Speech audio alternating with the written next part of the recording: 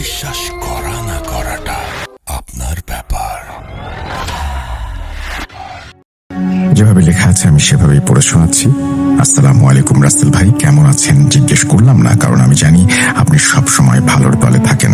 আমি মোহাম্মদ জিহাদ আলী বলছি, পাবনা জেলার চাটমোহর উপজেলা থেকে। আমি আপনার ভূত.com এর একজন নিয়মিত লিসেনার। রাসেল ভাই, আপনার কণ্ঠ যেন মিশে আছে আমার রক্তে। আমি কিভাবে যে বোঝাবো। যাই হোক, তিনি এরপরে আরো অনেক কথা বলেছেন এবং তিনি বলছেন তো দেরি না করে সরাসরি ঘটনায় যাই। রাসেল ভাই, আমার দাদা ভাইয়ের বাড়ি আমার বাড়ির সাথেই। ছোটবেলা থেকে দেখে আসছিলাম আমার দাদার ভাইয়ের এক ছেলে, মানে আমার চাচা, কেমন যেন এক অদ্ভুত ধরনের পাগল। সে একা একা কার সাথে যেন কথা বলে। সে যে ঘরে থাকে মাঝে মধ্যে গভীর রাতে চিৎকার করে কান্নাকাটি করে ওঠে, বলে আমি ভুল করেছি, আমাকে ক্ষমা করে দাও, আমাকে মেরো না। আমার বাবা মাকে অনেকবার বলেছি চাচা কেন এরকম করে, তারা এই বিষয়ে আমাকে কিছু বলতে চান না। একদিন পড়ন্ত বিকেলে বাড়ি থেকে বের হচ্ছিলাম, ঠিক তখন দেখতে পেলাম আমার দাদি, মানে আমার দাদার ভাইয়ের বউ, আমার পাগল চাচার মা এবং আশেপাশের বাড়ির দুই একজন মহিলাদের সাথে একসাথে বসে তারা গল্প করছে। ঠিক তখনই শুনলাম আমার সেই চাচার বিষয়ে দাদি কি যেন বলছে। আমি দাদির কাছে এগিয়ে বসলাম। দাদি বলতে লাগলো চাচার পাগল হওয়ার পেছনের ঘটনা। দাদি বলতে লাগলো আজ থেকে প্রায় 25 বছর আগের ঘটনা। আমার চাচার বয়স তখন 20-21-এর মতো। আমাদের বাড়ির পাশেই ছিল একটা বড় বিল। ধারের জমিতে পানি দেওয়ার জন্য আমার দাদা ভাই সেখানে একটা শ্যালো মোটর বসায়। শ্যালো মোটর দিয়ে নিজের জমি সহ অন্যদের জমিতে পানি দেয়। অন্যদের জমিতে পানি দেওয়ার কারণে তারা দাদাকে ধান কাটা শেষে কিছু ধান দিত। দাদা আমার চাচা একই সঙ্গে শ্যালো মোটর দিয়ে জমিতে পানি দেওয়ার কাজ করত। এক বছর নাকি প্রচন্ড খরা হয়, বিলের সব ফসল পানির অভাবে মরে যেতে লাগে। তখনই ঘন ঘন পানি দিতে হচ্ছিল ফসলের জমিতে, এমনকি রাতের বেলাতেও পানি দিতে হতো। পানি দেওয়ার কাজে দাদা ও চাচা একসঙ্গেই থাকতো। আমাদের বাড়ির পাশে যে বিলটা ছিল সেই বিলের মাঝখানে ছিল একটা বড় সরকারি দিঘি। সেখানে অনেক বড় বড় মাছ। দিঘিতে মাছ ধরা নিষেধ ছিল। একদিন দাদা হঠাৎ সারাদিন জমিতে পানি দেওয়ার কাজ করে বিকেলের দিকে অসুস্থ হয়ে যায়। তাই চাচাকে বাধ্য হয়ে বিলে একাই যেতে হয় ফসলের জমিতে পানি দিতে। বাড়ি থেকে বের হতে গিয়েছিলেন তিনি। ঠিক তখনই চাচার মনে হলো মাছ ধরার টোটাটা নিয়ে যাই। দিঘিতে বড় বড় মাছ আছে, রাতের অন্ধকারে কেউ তো দেখবে না। খরার সময় দিঘিতে মাছ ধরা নিষেধ থাকে। বর্ষার সময় বিল ও দিঘির পানি যখন মিলে যায়, দিঘির মাছগুলো বেরিয়ে বিলের মধ্যে ছড়িয়ে যায়। তখন শুধু মাছ মারার আদেশ থাকে। তো খরার সময় দিঘির পানি দিঘির পাড় থেকে একটু নিচে নেমে যেত এবং তখন কিছু মাছ দিঘির পাড় ঘেঁষে পানির মধ্যে গা ভাসিয়ে থাকতো। ওই দিঘিটা নিয়ে আগে লোকজন অনেক রকমের ভৌতিক ঘটনার কথা বলতো। চাচা ছিল খুব সাহসী, সেই জন্য একা রাতের বেলা দিঘিতে মাছ ধরার সাহস দেখিয়েছিল। তখন চাচার বাড়ি থেকে ট্যাটা তিনি নিয়ে বাড়ি থেকে বের হন। চাচা রাত 8টার দিকে বিলে পৌঁছান। বিলে পৌঁছেই শ্যালো মোটরটা চালু করে দেন। ফসলের জমিগুলোতে পানি দিতে থাকেন। আর চাচা মনে মনে চিন্তা করেন রাত একটু গভীর হোক, ট্যাটা দিয়ে দিঘির দিকে এগোবো। রাত গভীর না হলে লোকজন দেখে ফেলবে। প্রায় রাত 11টার দিকে চাচা দিঘির পাড়ে যে এটা নিয়ে বসেন। দিঘির পাড়ে পৌঁছাতেই দিঘির এক পাড়ে দেখলেন একটি কালো শেয়াল তার দিকে আগুনের মতো চোখ করে তাকিয়ে আছে। চাচা ভাবলেন রাতের বেলায় শেয়ালের চোখ এরকম জ্বলবে, এটাই স্বাভাবিক। শেয়ালগুলো চাচাকে দেখে একভাবে চাচার দিকে তাকিয়ে রইল। চাচার হাতে ছিল একটা টর্চ। চাচা টর্চ লাইটের আলো এবং টেটা দিয়ে মাছ ধরতে লাগলেন। শোল, টাকি ইত্যাদি মাছ পাচ্ছিলেন। চাচা দিঘির পাড়ের দিকে খেয়াল করে দেখলেন শেয়ালগুলো আগুনের মতো জলজলে চোখে তার দিকে তাকিয়ে আছে। তিনি মাছ ধরছিলেন। ঠিক পানির মধ্যে তিনি হঠাৎ দেখতে পেলেন একটি বোয়াল মাছ চিত হয়ে ভেসে বেড়াচ্ছে। সে সাধারণত বোয়াল মাছের পেটে যখন ডিম আসে তখন তার এরকম চিত হয়ে ভাসতে থাকে। চাচা দেখলেন বোয়াল মাছের পেটের নিচে যে অংশটা, সাদা অংশ, সেটা একটা উজ্জ্বল আলো ছড়াচ্ছে। সেই উজ্জ্বল আলোটা দেখেই চাচার লোভ আরো পেয়ে যায় বেশি। তখন চাচা পাড়ের ওপর থেকে টেটা দিয়ে মাছটিকে আঘাত করেন। টর্চের আলোয় চাচা দেখতে পান মাছের গায়ে টেটার আঘাত লেগেছে। চাচা টেটাটি আস্তে আস্তে তুলতে থাকেন। কিছুটা দূরেই মাছটি আবার সেরকম ভাবেই দেখেন তিনি ভেসে বেড়াচ্ছে।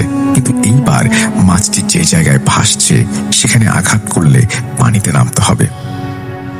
চাচা কোমর পানিতে নেমে মাছটিকে ধরার জন্য যান। মাছটিকে আবারও আঘাত করেন, কিন্তু এবারও দেখেন মাছটি আবার চাচাকে ছেড়ে একটু দূরে ভাসছে। অনেকক্ষণ এরকম চলতে থাকে।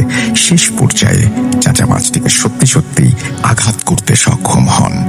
মাছটিকে আঘাত করার পর মাছটি একটা শব্দ করে এবং চারিদিকে শুরু হয় তুমুল ঝড়ের মতো বাতাস, ভয়ানক শেয়ালের আর্তনাদ। আরো এক অদৃশ্য শক্তি এসে চাচাকে দিঘির পানিতে চোবাতে থাকে। হঠাৎ অদৃশ্য শক্তিটা চাচাকে ছেড়ে দেয়। চাচার অবস্থা খারাপ।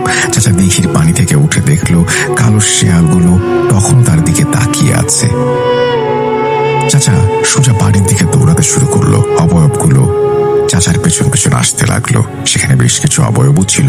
চাচা বিল থেকে দৌড়ে বাড়ির উঠোনে এসে পড়ে যায় এবং আমার দাদিকে চিৎকার করে ডাকতে থাকে। আমার দাদি চিৎকার শুনে দাদি সহ ঘরের সবাই বাড়ি থেকে বের হয়ে আসে। চাচার সারা শরীর ভেজা, জোরে জোরে নিঃশ্বাস ফেলছে। দাদি দৌড়ে গিয়ে চাচাকে বলল, কি হয়েছে তোর? চাচা সব ঘটনা খুলে বলল। আমার দাদা চাচাকে গালাগালি করতে লাগলো।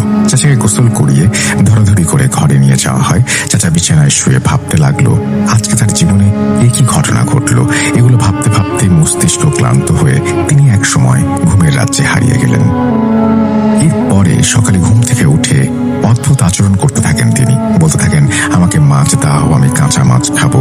আরো বলতে থাকেন, আমি বিলের মধ্যে দিঘিতে মাছ ধরে খাবো। চাচা অদ্ভুত সব আচরণ করতে লাগলেন। চাচাকে বেঁধে রাখতে হয় পাশের গ্রামে একজন কবিরাজের বাড়িতে নিয়ে যেতে হয়। কবিরাজকে রাতের সব ঘটনা খুলে বলা হয়। সব শুনে কবিরাজ আসন বসান এবং অনেক কষ্টে সেই অদৃশ্য শক্তিকে চাচার শরীরে হাজির করতে সক্ষম হন। চাচা ভয়ানক কণ্ঠে বলতে লাগলেন কবিরাজকে, হে কবিরাজ, তুই এর মধ্যে নাক গলাবি না, তাহলে তোকে নির্বংশ করে দেব। কবিরাজ এই সমস্ত কথা শুনে ভয় পেয়ে যায়। তারপরে কবিরাজ বলতে লাগলো, এই ছেলেটা তোর কি ক্ষতি করেছে? ভয়ানক কণ্ঠে চাচা আবারও বলতে লাগলেন সেই কথা, যে দিঘিতে যে মাছ ভেসে বেড়াচ্ছিল সেটাকে ধরেছে সে, এবং আরেক পাশে শেয়াল রূপে এই জিনটি নাকি ছিল, কিন্তু টেটা দিয়ে সে তার মাছটিকে আঘাত করেছে, অর্থাৎ তার সন্তানকে আঘাত করেছে, এবং কোনোভাবেই সে অপরাধ ক্ষমা করবে না। সে এও জানায় কবিরাজকেও সে ক্ষমা করবে না। কবিরাজ এটাতে ঘাবড়ায় না। সে বলে যে এই লাইন তিনি যখন কাজ করতে এসছেন তখন এই সমস্ত মাথায় নিয়ে কাজ করতে এসছেন। কবিরাজ ঝাড়ফুঁক করে চাচার শরীর বন্ধ করে দেন, সাথে বাড়িটাও বন্ধ করে দেন। 3টা তাবিজ দাদার হাতে দিয়ে বলেন তাবিজ 3টা গলায় পরিয়ে দিতে, আর কিছু হলে ডাকতে। এই বলে কবিরাজ বাসায় চলে যান। কিন্তু চাচার মনের ভেতর থেকে তখনও ভয় কাটেনি। চাচা একা একা এখানে ওখানে অমুক পুকুর পাড়ে অমুক গাছের নিচে বসে কি যেন ভাবে। পরে সেই দিন রাতেই যার যার মতো সবাই ঘুমিয়ে গেছে। হঠাৎ চাচা চিৎকার করে উঠে বলতে লাগলো, আমাকে ক্ষমা করে দাও, তোমরা আমাকে মেরো না, আমি ভুল করে ফেলেছি। এবং এর সাথে চাচা যে ঘরে থাকতো সেই ঘর থেকে ভয়ানক কিছু শব্দ শোনা যায়। মনে হচ্ছিল ঘরের ভেতরে আরো 5 জন আছে। আমার দাদি দাদা বাড়ির আরো লোকজন চাচার ঘরের দরজা ভেঙে ভেতরে ঢুকে দেখতে পায় চাচার সারা শরীরে বড় বড় নখের আঁচড়। তখন কবিরাজকে আবারও ডেকে পাঠানো হয়। কবিরাজ রাতের বেলায় পাশের গ্রাম থেকে চলে আসেন। কবিরাজ এসে সব শুনে আবারও আসন বসিয়ে চাচার শরীরে সেই অদৃশ্য শক্তিটাকে হাজির করান। কিন্তু কবিরাজ অনেক চেষ্টা করেও কিছু করতে পারেন না। আমাদের পাশের গ্রামেই আরেকজন কবিরাজ ওস্তাদের বাড়ি। তখন কবিরাজ বলে, এই কাজ আমি পারবো না, ওস্তাদকে ডেকে পাঠাই। সেই রাতেই খোঁয়াজ কবিরাজকে ডেকে পাঠানো হয়। খোঁয়াজ কবিরাজ এসে উপস্থিত হন। এসেই আসনে বসে সেই অদৃশ্য শক্তিগুলোর সাথে কথা বলতে থাকেন। খোঁয়াজ কবিরাজ এতটা ভয় পেয়ে যান যে তার শিষ্য ছোট হলেও কবিরাজ তাকে গালাগালি করতে থাকেন। বলতে থাকেন, তুমি এর সাথে লেগে ঠিক কাজ করনি, আবার আমাকেও ডেকে পাঠিয়েছ। এই পরিবারকে যারাই সাহায্য করবে তারাই মরবে। এই বলে কবিরাজ সবকিছু ফেলে চলে যেতে চান। আমার দাদি গিয়ে কান্না করতে থাকেন, তার পা জড়িয়ে ধরেন। খোঁয়াজ কবিরাজ বলতে থাকেন, আপনার ছেলেকে কেউ বাঁচাতে পারবে না, আপনি বুঝতে পারছেন না আপনার ছেলে কাকে আঘাত করেছে। এটিকে শক্তিশালী জিনের দল, এরা একসাথে অনেকজন থাকে, এরা ওই দিঘির পাড়ে মাছ খেতে আসে, এদের সাথে আমার আগেও সাক্ষাৎ হয়েছে। কবিরাজ বলতে লাগলো, একবার আমি বিলের পাড়ে একটি গ্রামে কবিরাজি করতে গিয়েছিলাম। কবিরাজি শেষ করে বাড়িতে ফিরতে ফিরতে রাত হয়ে যায়। আমি ভাবছিলাম বিল দিয়ে সোজা তাড়াতাড়ি বাড়ি ফিরে আসবো, তাই বিল দিয়ে হাঁটতে লাগলাম। বাড়িতে যেতে হলে ওই দিঘির পাশ দিয়ে যেতে হবে, এবং আমি যখন দিঘির পাড় দিয়ে যাচ্ছিলাম তখন দেখতে পেলাম কয়েকটা কালো শেয়ালের দল, যাদের মুখ দিয়ে লালা ঝরছে এবং জল জলে চোখে তারা তাকিয়ে আছে আমার দিকে। কিছুক্ষণের মধ্যেই তারা বড় বড় অবয়বের রূপ নিল। সে কি ভয়ানক রূপ তাদের! সেই অবয়বগুলো আমার দিকে এগিয়ে আসতে লাগলো। আমার অনেক কিছু জানা ছিল, সেগুলো পাঠ করতে লাগলাম এবং গায়ের সমস্ত শক্তি দিয়ে বাড়ির দিকে দৌড়াতে থাকলাম। অবয়বগুলো আমার পেছন পেছন আসছিল। আমি যখনই কোনো গ্রামে কবিরাজি করতে যেতাম তখনই আমার বাড়ি বন্ধ করে যেতাম। আমি দৌড়ে আমার বাড়ির ভেতরে ঢুকে পড়ি এবং অবয়বগুলো আর ঢুকতে পারে না বাড়ির মধ্যে। দেখলাম সেগুলো হাওয়ায় মিলিয়ে গেল। এটা ছিল এক ভয়ানক জিনের দল। এই বলে কবিরাজ দাদিকে বলে, আপনি আমাকে যেতে দিন, আমি পারবো না। আমি কেন? আমার ওস্তাদের ওস্তাদ আসলেও পারবে না। তাও তাদের জোড়াজুড়িতে কবিরাজ বলতে থাকেন, দেখি কি করা যায়। তখন কবিরাজ আসনে বসেন, জিনগুলোকে আবারও হাজির করেন। কবিরাজ বলেন কিসের বিনিময়ে তারা তাকে ছেড়ে যাবে। জিনগুলো বলতে থাকে, তোদের সবার জীবন। আসলে ওই জিনগুলো খুবই অবাধ্য এবং হিংস্র প্রকৃতির। এগুলোকে কোনোভাবেই মানানো সম্ভব না। খোয়াজ কবিরাজের সাথে আরো দুটো জিন ছিল। তখন তার জিন সঙ্গী জিনের সাহায্য নেয় এবং তারা ওই দিঘির পাড়ের জিনগুলো খুবই যেহেতু শক্তিশালী, ওদের সাথে লাগা ঠিক হবে না বুঝতে পারে। তারপরেও খোয়াজ কবিরাজ অনেক ঝাড়ফুঁক করে চাচার শরীর থেকে কোনোভাবে এক সময় জিনগুলোকে তাড়িয়ে দেয়। জিনগুলোকে তাড়ানো হয় ঠিকই, কিন্তু তারা খোয়াজ কবিরাজকে হুমকি দিয়ে যায়। খোয়াজ কবিরাজ চাচাকে কয়েকটি তাবিজ দিয়ে যায় আর বলে দিঘির পাড়ে যেন কখনো না যায়, আর 2 মাস পর বাড়ি থেকে বের হবে। বাড়ি বন্ধ করে দিয়ে যায় কবিরাজ। এই বলে হাদিয়া নিয়ে এসে চলে যায়। তারপর মোটামুটি ভালোই চলছিল, কিন্তু খোয়াজ কবিরাজ একদিন রাতে টয়লেটে যায়। সাধারণত গ্রামের টয়লেটগুলো একটু দূরেই থাকে। খোয়াজ কবিরাজ রাতে উঠে সেখানেই যায় এবং সে একটা অদ্ভুত জিনিস দেখে। বাড়ির পাশের বাঁশ ঝাপটা মাটির সাথে শুয়ে আছে। খোয়াজ কবিরাজ এরকম বিষয় আগে থেকে জানতো।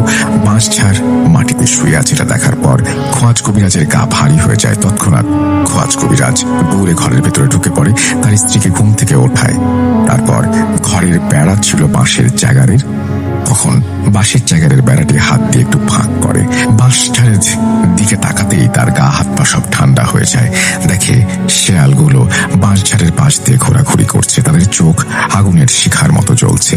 খোয়াজ কবিরাজ দোয়া দুরুদ পড়তে পড়তে সেদিনের মতো ঘুমিয়ে যায়। পরদিন ছিল আমাদের গ্রামের হাটবার। সন্ধ্যার পর খোয়াজ কবিরাজ হাট থেকে বড় একটা পাঙাশ মাছ কিনে বাড়ির দিকে আসছিল। তার বাড়ির পাশে ছিল একটা বেতের ঝাড় এবং কয়েকটা বাঁশ ঝাড়।